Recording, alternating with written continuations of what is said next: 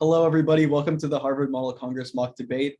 Today, I will be acting as the mock chair, and Dylan will be acting as Senator Ted Cruz. Evelyn will be acting as Senator Dianne Feinstein, and Ethan will be acting as Senator John Ossoff. And now we will begin. Motion to open debate. Are there any seconds? Second. Motion to set agenda to conflict in Africa. Are there any seconds? Second. Order. Motion to move into a 10-minute bipartisan unmoderated caucus. Are there any seconds? Second. That will be in order. Now, in this point is where we would move into the unmoderated caucus, where people would be able to freely work with each other and write and discuss positions on their bills and write bills, amend bills. We talked this about before, and for the sake of time, we won't be going into a 10-minute unmoderated caucus, but it's just casual working together with other senators. With that, Chair. Yeah. So. Would any member of the House like to motion to introduce a bill? Senator Ted Cruz would motion to introduce Bill HR 9. Are there any seconds? Second. That will be in order. This is the time when the chair would read out each operative clause of the bill and distribute it to each member of the committee. So the chair would read it out now and would now call the author to come up and make their speech. Now, this is where the author would give their speech, and I'll give an example, but keep in mind that the style of speech is completely up to the person, and it varies completely throughout debate. Ted Cruz is a very aggressive speaker. Dianne Feinstein is a very mellow old lady, but you don't have to mimic your congressperson speaking style, and it's really up to you how you would like to represent yourself and actually make an argument in debate. So I'll give a short example speech, if you'd so will. And once again, this is on the topic of United States conflict in Africa. Panel. The United States military was created for one reason and one reason only: to protect the freedom of these 50 United States of America. So then I pose a simple question to the House. Why should we be spending Americans' hard-earned money that they so graciously gave to the military? Why should we be risking the lives of American soldiers to protect the lives of other people that aren't Americans?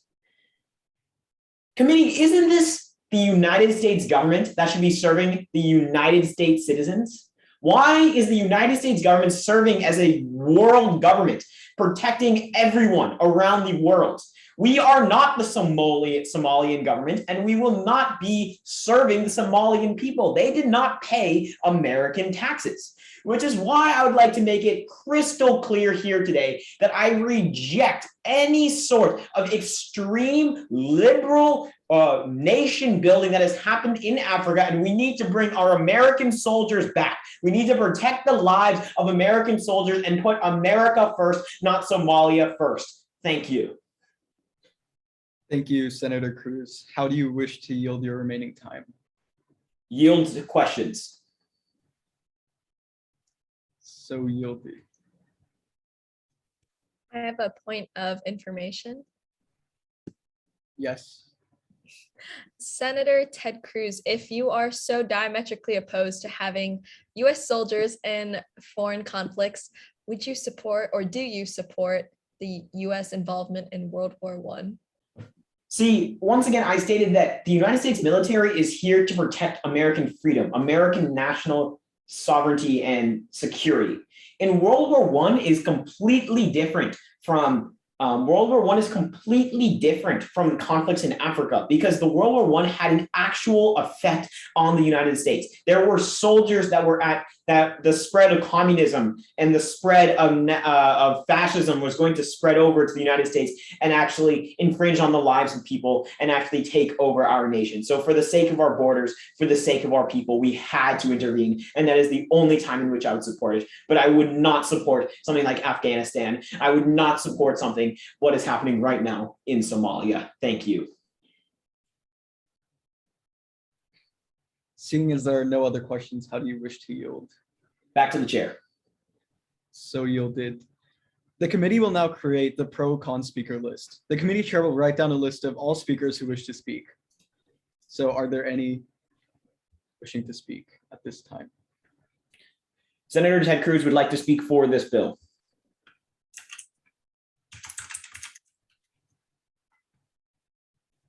Senator Dianne Feinstein would like to speak against this bill.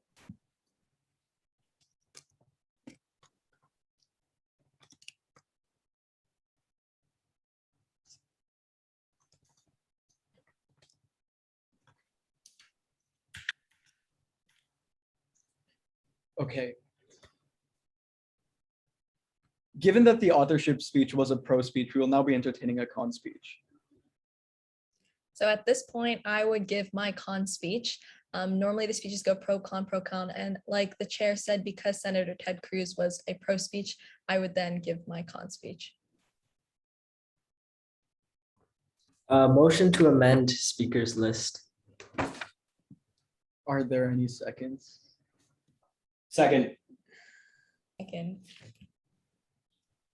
Okay, that is in order. Would the senator like to be added to the pro-con speaker list? Senator John Ossoff would like to be added to the con speaking list. Sorry.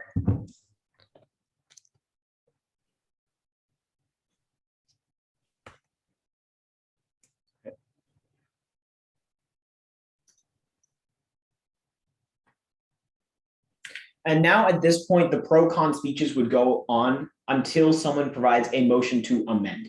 And this is when they would like to change a specific part of the bill. As we said before, it can either be to replace, to add, or remove parts of the bill.